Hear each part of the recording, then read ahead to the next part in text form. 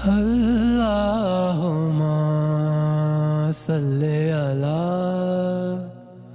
حضرت سعید بن جبیر رضی اللہ تعالی عنہ حضرت عبداللہ بن عباس رضی اللہ تعالی عنہما سے نقل کرتے ہیں کہ ایک رات میں نے اپنی خالہ میمونہ بنت حارث رضی اللہ تعالی عنہا زوجہ نبی کریم صلی اللہ علیہ وآلہ وسلم کے پاس گزاری، اور نبی کریم صلی اللہ علیہ وآلہ وسلم اس دن ان کی رات میں انہی کے گھر تھے۔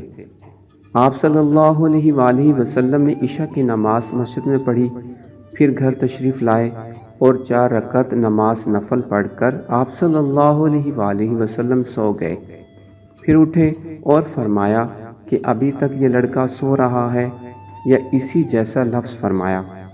پھر آپ صلی اللہ علیہ وآلہ وسلم نماز پڑھنے کھڑے ہو گئے، اور میں بھی وضو کر کے آپ صلی اللہ علیہ وآلہ وسلم کی بائیں جانب کھڑا ہو گیا، تو آپ صلی اللہ علیہ وآلہ وسلم نے مجھے دائیں جانب کھڑا کر لیا۔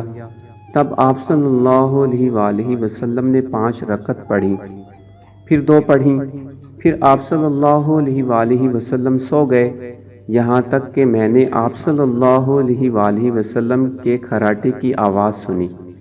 پھر آپ صلی اللہ علیہ وآلہ وسلم کھڑے ہو کر نماز کے لیے باہر تشریف لے آئے۔